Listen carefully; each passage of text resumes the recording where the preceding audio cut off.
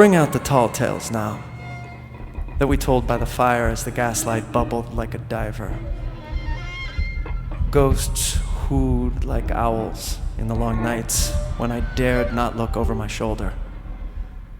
Animals lurked in the cubbyhole under the stairs where the gas meter ticked.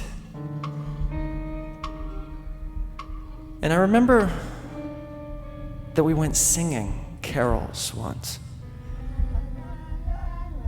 when there wasn't the shaving of a moon to light the flying streets.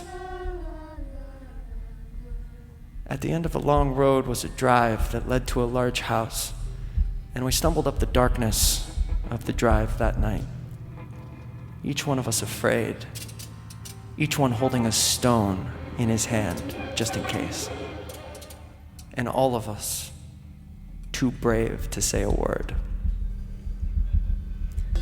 The wind through the trees made noises as of old and unpleasant, and maybe web-footed men wheezing in caves. We reached the black bulk of the house.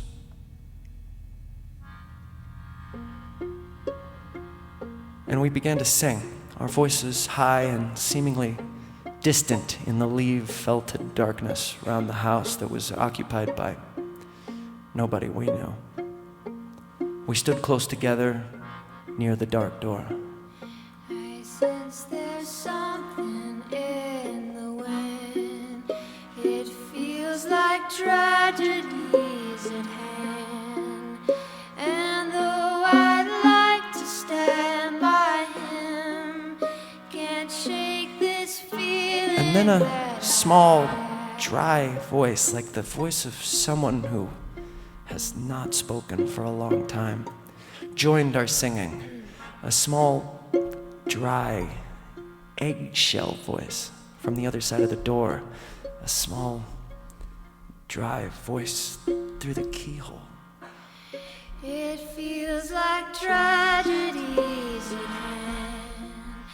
And though I'd like to stand by him, can't shake this feeling that I have. The worst is just about the bend. The worst is just around the bend. It's that time of year, y'all.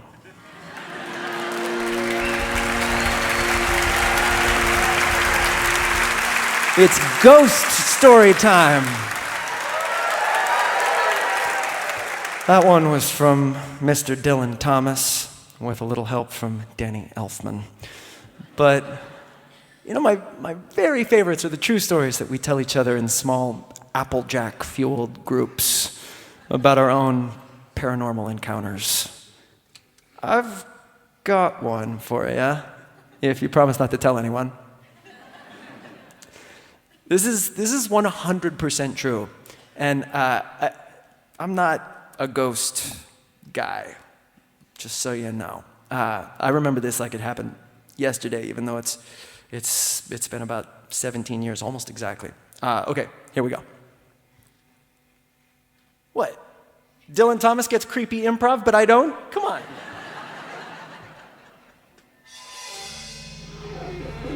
That's more like it. So, I'm 20 years old.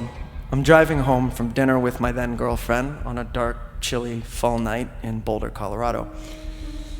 We stopped at a stop sign, as one does. But when I started pulling forward, my girlfriend gasped violently, and I mean like, I slammed on the brakes, and a split second later, out of nowhere, this guy with an absolutely crazy look in his eyes comes barreling past us on a bike. I mean, maybe 10 feet in front of the car. If I hadn't stopped the car, I would have killed him. For sure. If I hadn't stopped the car, I would have killed that guy. And if my girlfriend hadn't gasped, I wouldn't have stopped the car. So here's the creepy part. Thanks, fellas. Perfect. Here's the creepy part. As soon as I'd caught my breath, I turned to my girlfriend and I said, what in the ever-loving hell just happened?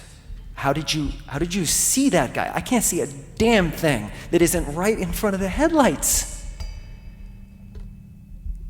She was shaking, white as a sheet, still just looking straight ahead, and said almost in a whisper, "You mean you didn't hear that?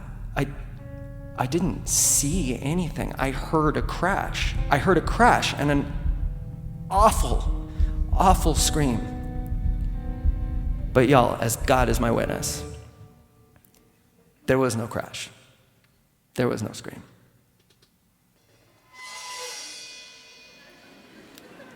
I know, right? We got a hell of a show for you tonight. Jeff Tweedy, Diana Gordon, and Todd Barry are all here. What? Why did no one tell me this? This is amazing.